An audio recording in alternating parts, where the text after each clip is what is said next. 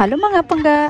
So ngayon, samahan nyo naman ako manood ng football camp ng anak ko ngayon. At dahil closing na din nila sa football, dahil summer na at vacation na nila, kaya may salo-salo kami after nila sa football today. So ngayon, gagawa ko ng popcorn gamit ito. So gagawa tayo ng popcorn kasi gagamitin namin kasi closing din sa football nila na grupo. So ako ang magdala ng cup para sa kape at saka sa iced tea at saka ako magdala ng anong tawag sa bitter dyan.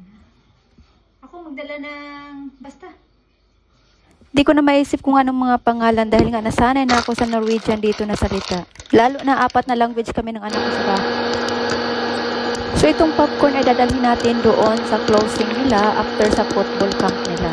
Kasi ako yung may responsibility sa popcorn, watermelon, at saka tissue, at saka cup para sa coffee and iced tea. So wala, ubos na yung popcorn ko sa anak ko. Sabi pa niya na hindi daw masarap kasi hindi salted, but siya lang din nakaubos.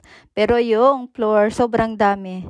Ito nga, nabili ko itong machine na to dahil sa anak ko, dahil sa experiment na nakita niya sa YouTube. At while nga nagluluto ako, nagpe-prepare at siya din ready na pupunta sa football, nanonood lang siya ng TV while kain ng popcorn. Paborito talaga niya yung popcorn, but this time, hindi niya masyado nagustuhan kasi nga wala daw masyadong salt. Kasi pag bumili ka sa store, natapos na yung popcorn, sobrang salted talaga kasi, kaya hindi ko gusto. Pero yung anak ko, gustong gusto. Ito na nga, tapos na sobrang dami. Kaya nga lang, sabi nga ng anak ko, na hindi daw masarap kasi walang salt. Paglalagyan kasi ng salt, talagang matatanggal lang siya, hindi siya magpilit. Kaya I decide na bibili din ako sa store yun, tapos na kasi salted yun. Tapos i-mix ko na lang siya para hindi masyadong salted sa mga bata mamaya. Tingnan nyo yung floor namin. Sobrang daming popcorn talaga. Sobra. As in yung anak ko kain ng kain. Hindi natin tinignan ng daming nahuhulog.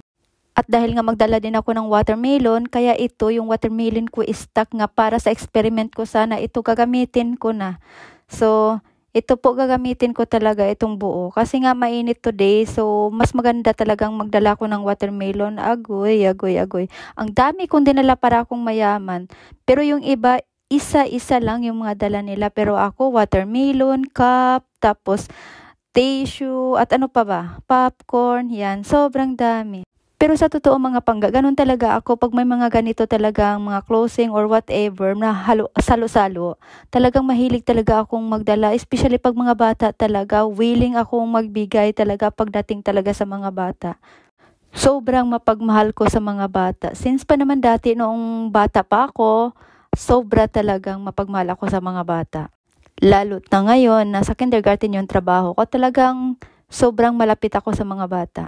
Kaya pagdating sa mga libre-librihan, salo-salo, pagkakainin ng mga bata, talagang wala akong problema, willing akong gumastos. Minsan nga, pag after ng football nila or may mga training sila or whatever camp or tournament, lagi akong nagsasabi na ililibre ko sila ng ice cream. Tapos minsan sabi ng mga parents na wag. Hindi kasi sila ganun dito, sobrang kuripot nila talaga pagdating sa pera talaga, which is good din naman. Pero tiningnan ko muna yung watermelon ko kasi sobrang tamis talaga. At sobrang hilig ko na din ngayon sa watermelon kasi nga summer na. Pero sad to say kasi yung buong watermelon ko na stock ko para sa experiment ko sana, yun, dadalhin ko today. So ito na tayo, papunta na sa school. Dala yung watermelon. So alam nyo, hinihingal ako.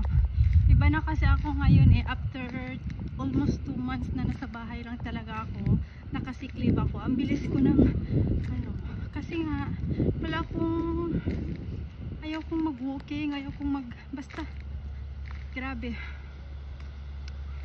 yung ko, ayaw ko lahat kung hindi kain ng kain.